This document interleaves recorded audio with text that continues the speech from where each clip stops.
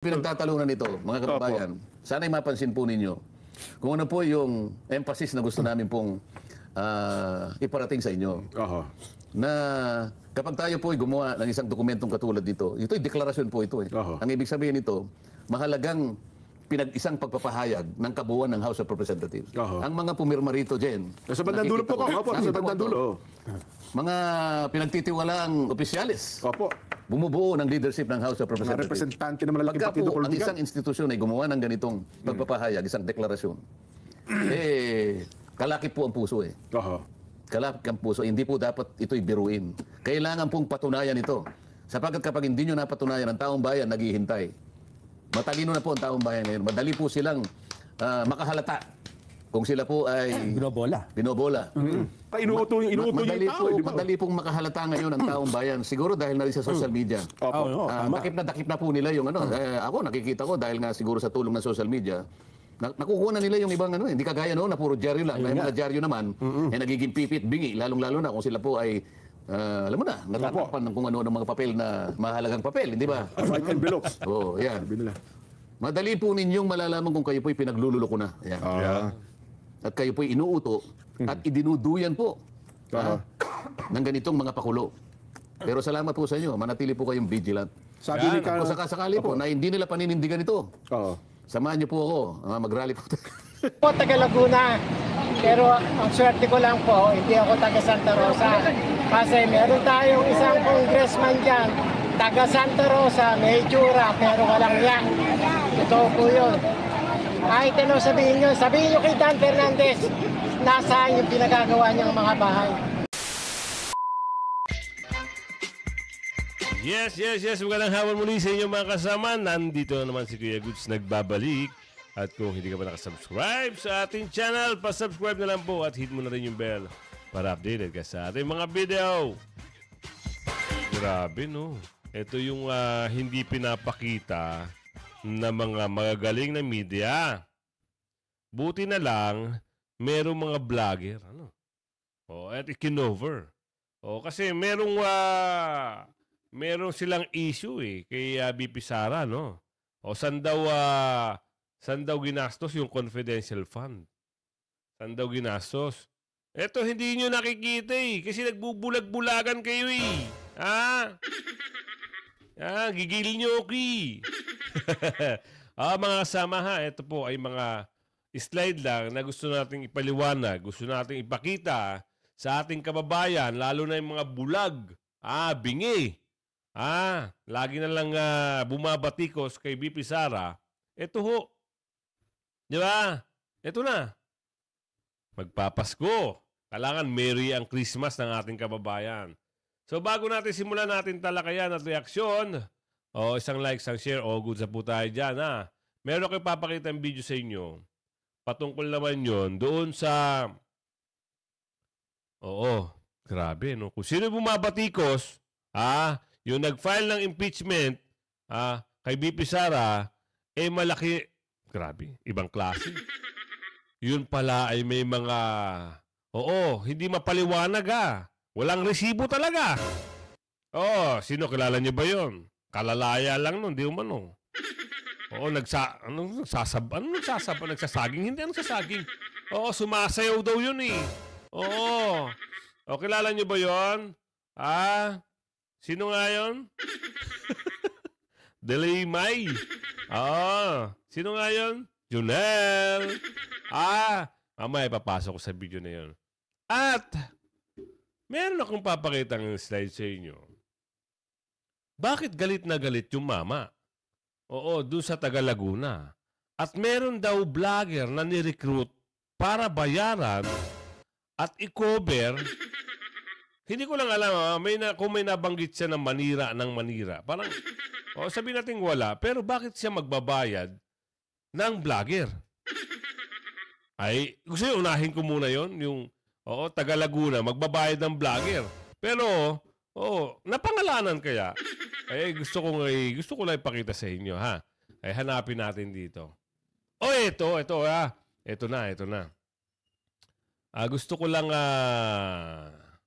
bakit? Kuya, siya si Joe Malone, pakisubscribe na lang yung channel niya. Oo. Nagulat tayo eh. Oo. Subscribe nyo na lang, Joe Malone TV. O, eto ha. Taga Laguna, magbabayad ng 30,000 isang buwan. Oo.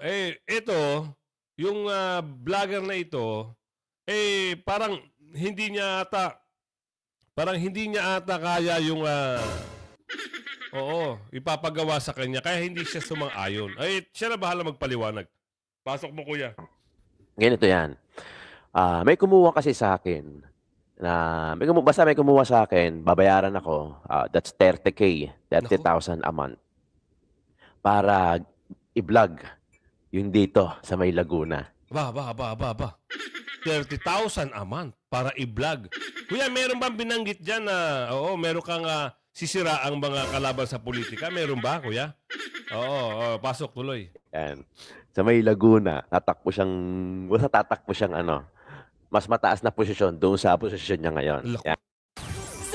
Kilala niyo ba yun? May ads lang ha. Ibig sabihin, tatakbo ng mas mataas na Hindi posisyon. natin huwag na tayo mag-name drop lalaki. Okay. May middleman, kinuha kami para mag-vlog dito sa particular na politician na to. May bayad, syempre. Common knowledge naman yun, syempre. Understood na yun. Kaso, okay na. Mag-i-start na kami sa Laguna. Pupunta na kami sa Laguna. Unfortunately, parang ang bigat ng loob ko. Naku. Ang bigat ng loob ko. Kasi una-una, hindi ko siya idolo. Hindi ko siya idol. Noon pa lang sinasabi ko na rito sa ating vlog na dalawa lang ang susuportahan at sinusuportahan ko.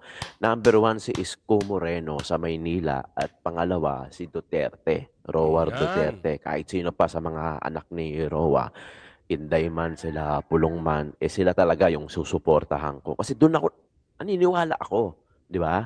Kahit hindi tayo binabayaran ni Isko Moreno, hindi man tayo bayaran ni Sara, okay lang. Kasi naniniwala ako Naniniwala ako na talagang marami silang gagawin para sa bansa natin. Ganun lang kasimple. So magpapasawad na sa akin, si YouTube na. Mga views, kayo. Yung mga viewers ni Isko saka yung mga viewers ng DDS. Kasi, syempre, di ba nga sabi ko sa inyo lagi, wag mag-skip ng ads kasi sobrang laking bagay na yon. Tapos, mag-like, share, syempre, subscribe para sa mga bago. Maraming salamat doon. So, yun, no? After nun, nung nagkaroon ng siguro, tinanggal ako sa GC. So, understood na yun, nawala na ako sa lineup. Then, nagpray ako. Sabi ko, nagpray lang ako. Ang sinabi ko lang, Lord, thank you. Dahil sinara mo yung pintuan na hindi galing sa'yo. Yun, nadali mo. Tumpak ka, kuya, tumpak. Ibig sabihin, papasok ka sana sa grupo ng mga vlogger. Ikaw na nagsabi, kuya, na nababayaran ng 30,000. Wow, ibang klase, no?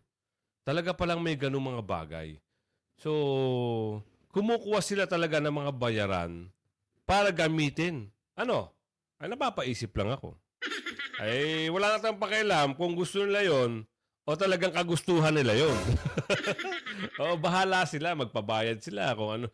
Dito naman tayo, bakit meron nagagalit dito? Asar na asar eh.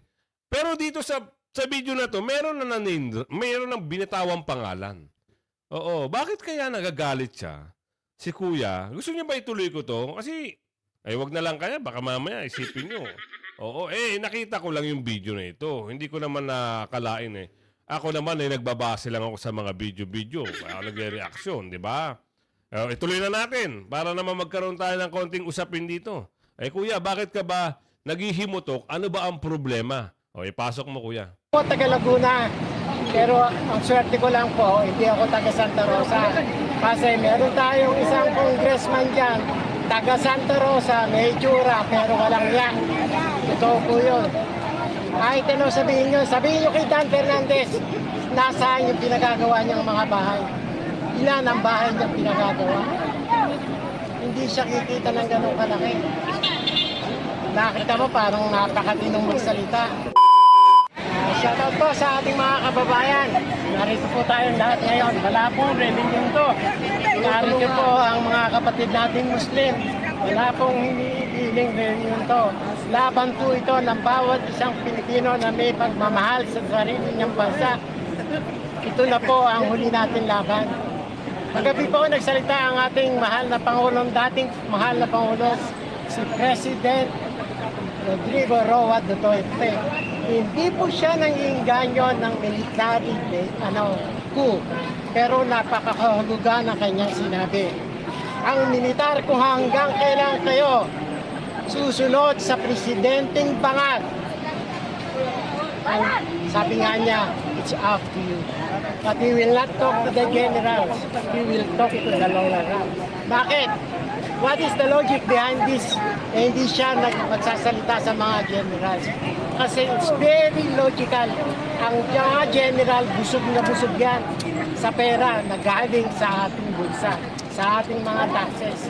Kahit ito bata nabibili ng sa tindahan, may ibat yan na ginagastos doon sa Kongreso, sa Senado.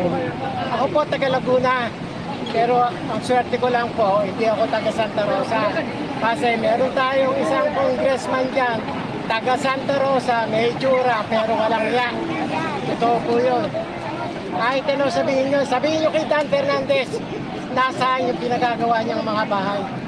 Ilan ang bahay niyang pinagagawa? Hindi siya kikita ng ganong kalaki. Yung sabihin, kuya, may pabahay project pero walang makita. According sa video, mga kasama, naku po, ito na, nagkakalintik-lintik na. Paano pag in-edit ng COA? Diba? Kasi hahanapan sila ng project eh. Saan mo ginastos yung budget na binigay sa'yo? Yan ang tanong ng ating mga kababayan. Kagaya nga si kuya, nagsasalita rito, nasaan yung pabahay? O, tuloy natin. Nakita mo parang napakatinong magsalita. Meron ako kukwento sa inyo.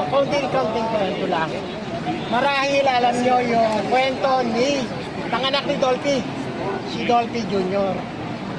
Halos lahat ng kanyang talambuhay, kinuwento niya eh. Galing siya sa bilibid eh. Naranasan niya lahat ng bisyo. Ang drugs, sugal, lahat.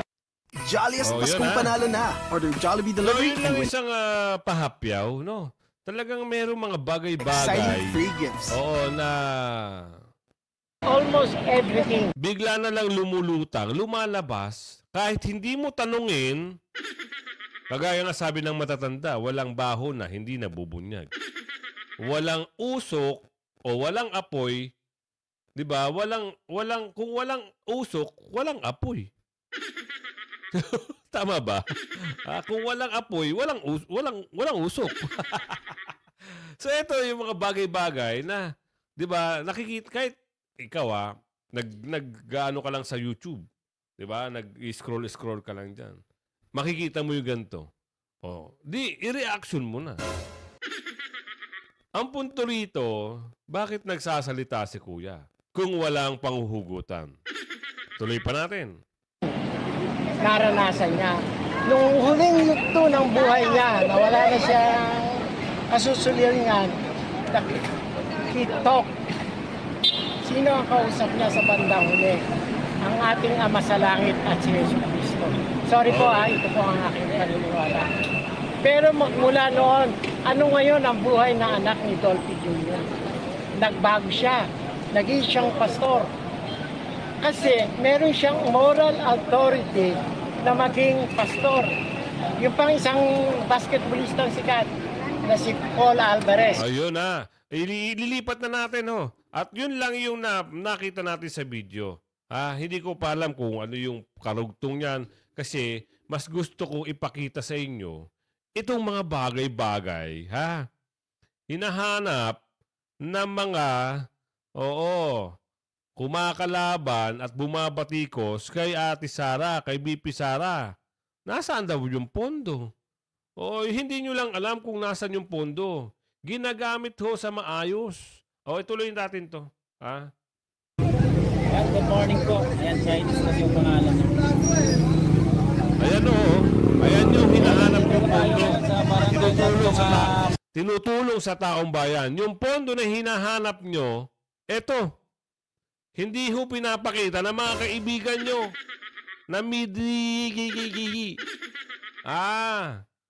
Hindi pinapakita. At salamat na lang sa mga vloggers, na kahit wala hong binabayad sa kanila ay, di ba, ginagawa nila ang kanilang mga kagustuhan. Di ba?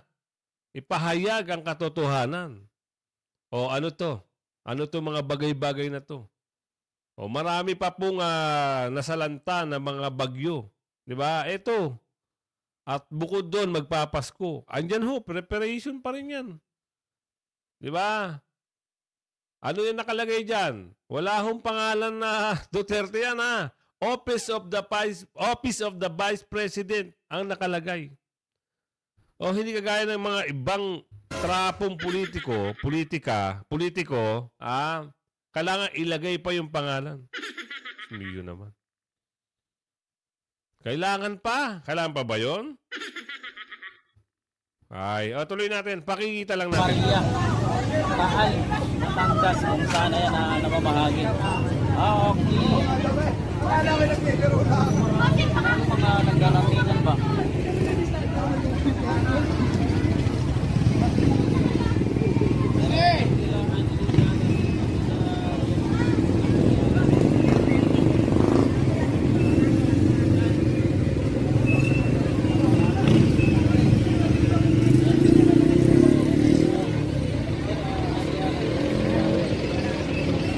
Pagod na si Sir Albert.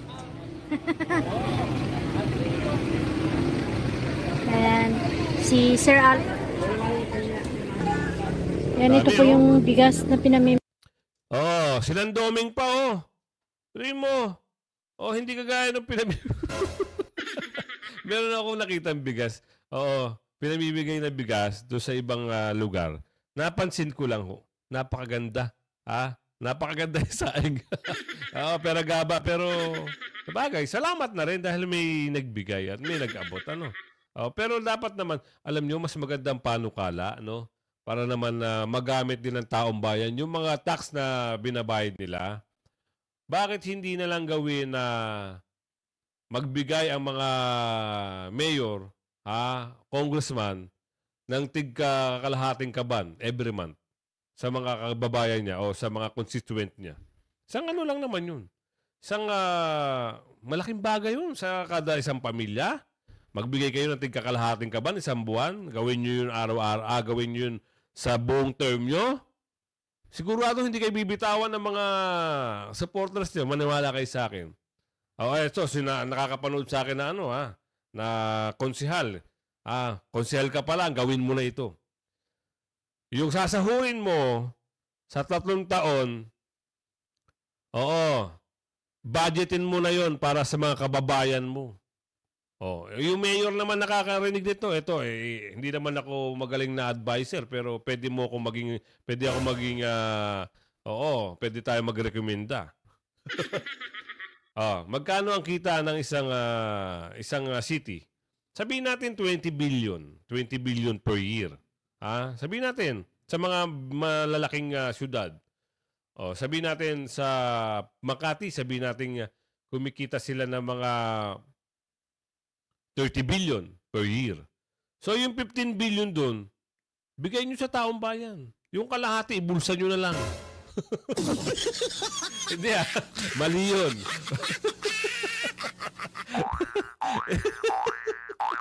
Mali yun.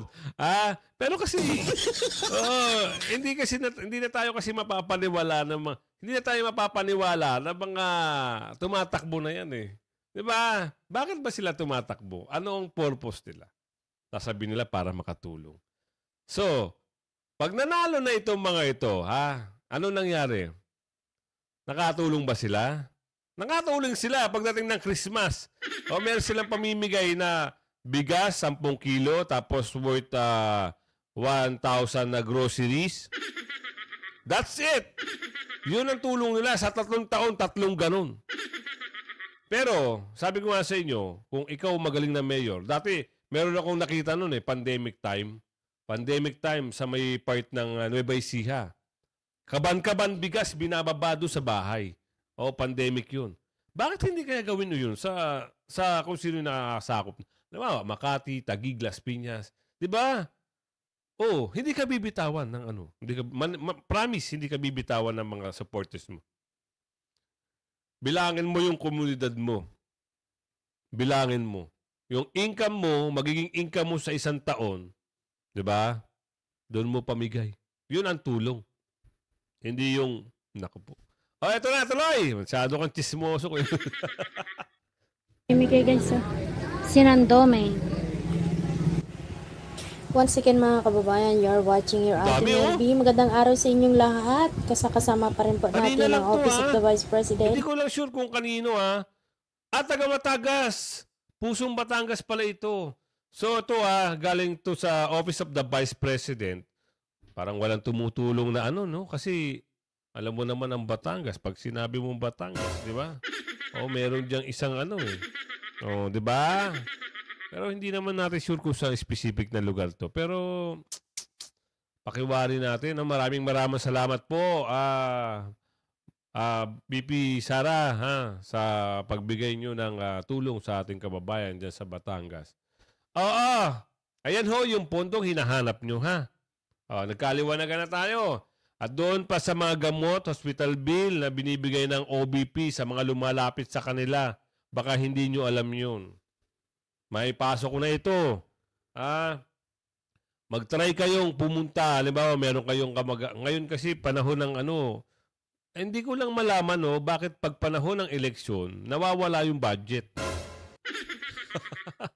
Oo. Bakit kaya? No?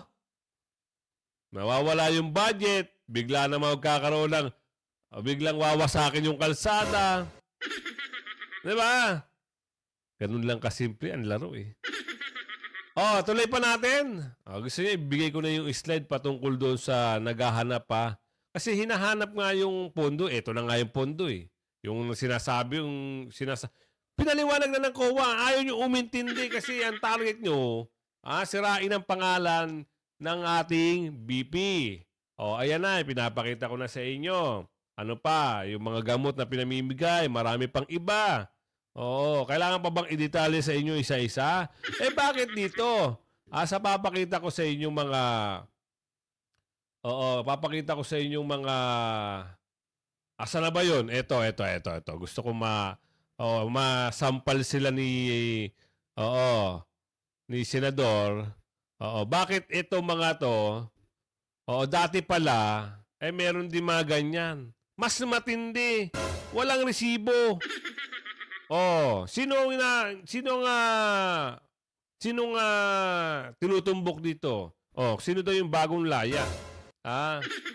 Pasok! Bakit dyan sa PhilHealth? Sa PhilHealth meron At alam ko doon sa tanggapan din ng pangalawang Pangulo, meron silang, may mga notices din sa kanila na nasagot naman ng tanggapan ng pangalawang. Hindi ko alam kung ano yung top. Meron din lumabas sa mga pahayagan tsaka sa mga news. Nire-research ko lamang, baka magkamali tayo ng impormasyon. Kasi lagi pinalulutang Jen at Kong. Kaya natin ito ginagawa, public accountability. Dapat ipaliwanag sa bayan kung saan napunta yung pondo. Nakita mo na. Yan pa lang, nanggigigil ka na eh. Yun nga po. Pero ito yung nakakapanggigil. Ito hindi nyo na alam. Si dating senador, at DOJ Secretary Laila De Lima. Nung hindi pa siya senador, naging Justice Secretary siya. Hanggang 2015, di ba? Pero nung i-audit ng COA, 2015, annual audit, COA, 91.8 million confidential fund ng DOJ walang disbursement vouchers. Paano mo ni De Lima yan?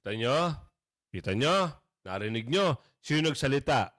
Si Senador Marcoleta na. Walang disbursement. Ano daw? Tama yun? Tama ba sinabi ko? Disbursement voucher. Tama ba? Ulitin natin, 2015, annual audit. COA. 91.8 million confidential fund ng DOJ walang disbursement vouchers. Paano mo ni De Lima yan? 91.8. Walang... Ano nangyari doon? Tapos ngayon, kayo ang gagawin nyo, tutumbukin nyo si BP Sara kasi takot na kayo. Dahil pag nanalo si BP Sara, lahat naman kabantutan nyo, kung ano yung ginawa nyo sa kanya ngayon, babalik yan sa inyo, di umano. Kaya ginagawa nyo ng paraan na ma-disqualified. Disqualified. Eh kung ma-disqualified man, meron pa rin hong tatakbo. Hindi ho pababayaan ng mga Duterte. Marami pang Duterte. Marami pang Duterte. Andiyan pa si Pulong, andiyan pa si Baste, andiyan pa yung mga anak ni Pulong. No? Andiyan pa si Kitty. Diba? Hindi nyo masabi masabi basta ang gusto namin makapasok ang Duterte. Ayun ang kagustuhan namin kasi doon nagkaroon ng pagbabago ang gobyerno, ang bansa. Nung nagkaroon ng Duterte. Diba? Totoo. Diba totoo? Sige, tuloy natin to. 2015 annual audit. Annual audit report. COA na yan, Kong. COA. Madali, pumunta kayo sa COA. Pwede namin makita po yung 2015 ng Department of Justice. 120 million unliquidated cash advance ng confidential funds. Unliquidated pa to. Samantalang iba, may pirma nga, may piatos nga lang sapagkat kino-cover. Pero ito wala eh. Walang resibo. Walang resibo, yun ang mas mabigat. Pero 120 million yung walang resibo, cash advance eh. Cash advance. Kaya nga pinoint out ng COA na may problema kasi unliquidated cash advance. 120 million. Yun naman confidential funds na walang disbursement vouchers, 91.8 million. Ano sasabihin mo dyan? Selective eh. So ang gusto lamang nilang suriin, gusto lang nilang puntiryahin, yung gusto nilang sirain. Tama, yung 400 other offices, libre na. Paano ka makakagawa ng isang panukalang batas? Na akala mo yun nga ang kanilang tinutuntun. Akala mo yun ang layunin. Kung yung layunin makagawa tayo ng isang pantay, isang makatotohanan at katanggap-tanggap na panukalang batas, bakit hindi mo i-involve lahat ang merong confidential funds? Bakit ang tinarget mo yung vice presidente? Hindi ba politika? Politika lang. Marinaw na marinaw. Pagkatapos, kunwari, in aid of legislation. Ngayon pala, impeachment. Kasi saan ko kwentahin eh? Tama. So, paano ngayon yung manifesto? Ayan. Diba? Kunyari, in aid of legislation. Ang ginagawa nila, hanap sila ng butas dito, hanap ng ganun, punta ron sa PSA, kukuha ng record. Anak ng tipaklong. Hindi na. Sa susunod, tanggalin nyo na yung confidential fund na yan. Para wala na kayong, pag silip-silipan pa. Kaya nga confidential eh. Bakit hahanapin mo? Confidential nga.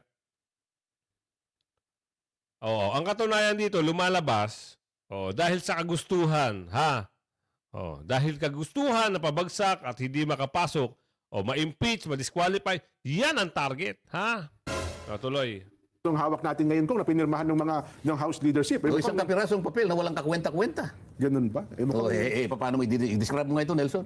Baka naman paninindiganan nila dyan. Yun ang gusto kong mangyari, pero sana magpalitaw na kayo ng kahit anong aktual na ginagawa ninyo. Para sa ganon, itong manifestong ito ay nagkakaroon na ng laman. Baka verbo lang ito eh. Dapat magkatawang ano yan. Yung salita, magkaroon ng gawa. Hindi ka puro verbo, hindi ba?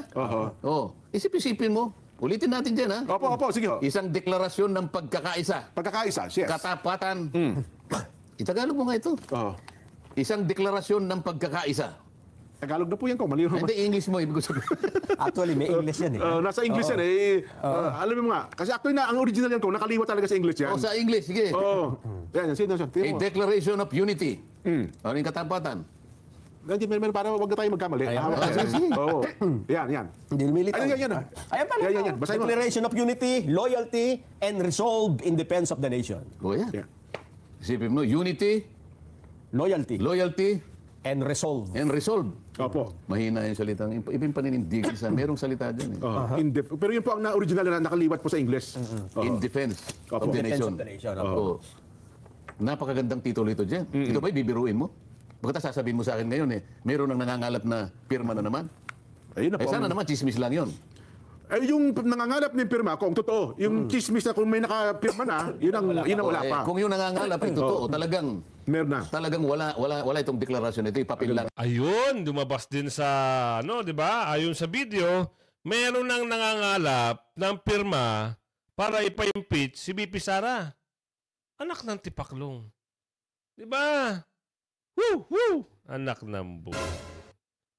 Yan ang kagustuhan nila. Pangarap na nila yan. Oo, kung sino man yung bakulaw yan. Hindi akong balita. May nagsabi daw, doon sa bakulaw, na heat stroke di umano. May balita ba kayo? Ano nangyari doon kay bakulaw? Type nyo sa comment section kung anong balita. Ako wala akong balita. Tuloy. Ito. So mapipilitan kayo mag-rally niyan to. Mapipilitan akong mag-rally nito. Kaya saan ba kayo magrarally? Kasi Doon kami pupunta. sa totoo lang, Opo. dapat sana, nung magsalita ang Pangulo sa magitan ng paghahayag ng isang opinyon, yun sana yung sentro ng manifesto. Dapat. Yun ang inaasahan ko eh. O, isang talata, wala man lang binanggit tungkol sa pahayag ng Pangulo eh. Kaya nga palagi ko sinasabi sa inyo, nung una tayong nagtalo dito eh. Opo. Binigyan natin ng emphasis ito eh. Di ba sinabi ko sa iyo, Jen? Kung naaalala mo, ikaw muna ang magkunwaring speaker. Opo. Sakto na, naalala ko po yun. Pinipilit mong ibaling na doon. Sabi ko, teka muna, walang kakwenta-kwenta yan. Tayo muna ang mag-usap tungkol sa kahalagahan nung pagpapahayag na yun ng Pangulo. Binanggit nga lang niya bilang isang opinyon. Ngayon, kung ikaw ang speaker, ako naman PCP-BBM, hindi ba nag-usap tayo? Martin, kako sa'yo. Insan, opo. Di ba magpinsang buo tayo? Yes po. Naalala mo yun? Totoo. Narinig mo ba yung pagpapahayag ko ng aking opinyon? Ay, opo, Mr. President. Sa palagay mo ba, yun ay dapat ipagkibit-balikat mo lang bilang speaker ng House of Representatives? Hindi po. May titindigan ko po yan. Susuportahan ko po kayo. Yun naman ang inaasahan ko sa iyo. Hindi lamang dahil sa tayo ay magpinsang buo. Alang-alang sa ating bayan, ako ang Pangulo, higit sa lahat, naniniwala ako, susuportahan mo ako sapagkat ikaw ay Speaker of the House.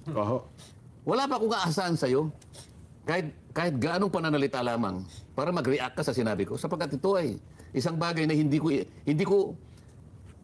inisip na ito hindi mo bibigyan ng pagpapahulugan na talagang inaasahan ko na maggagawa ka ng isang reaksyon dito na positibo.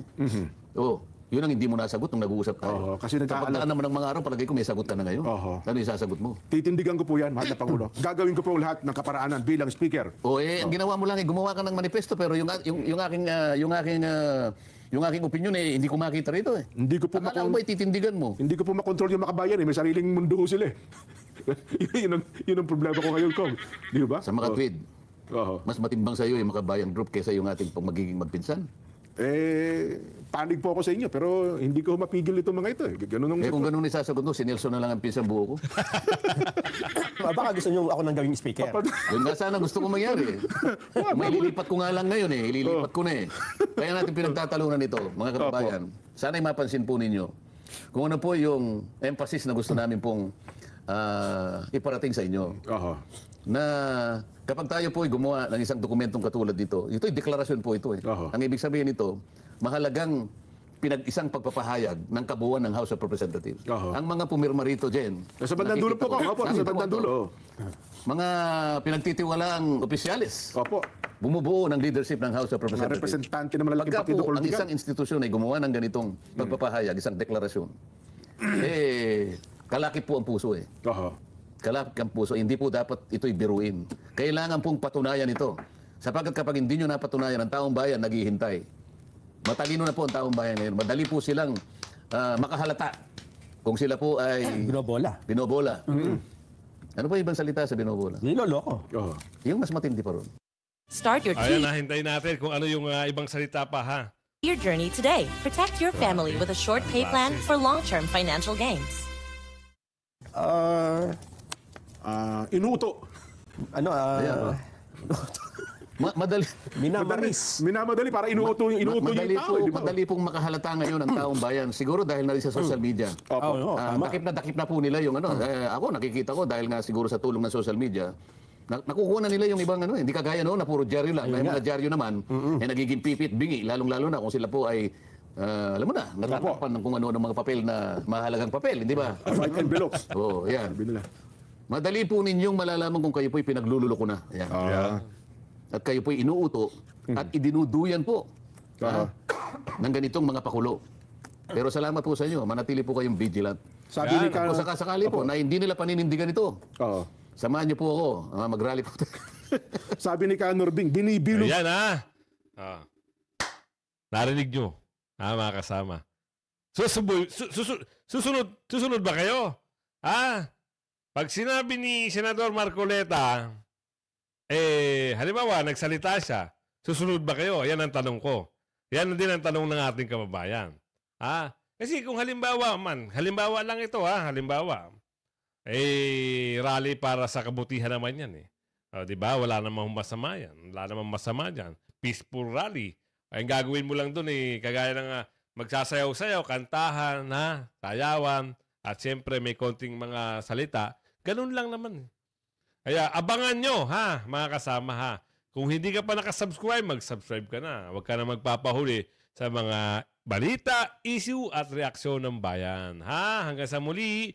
Bye-bye!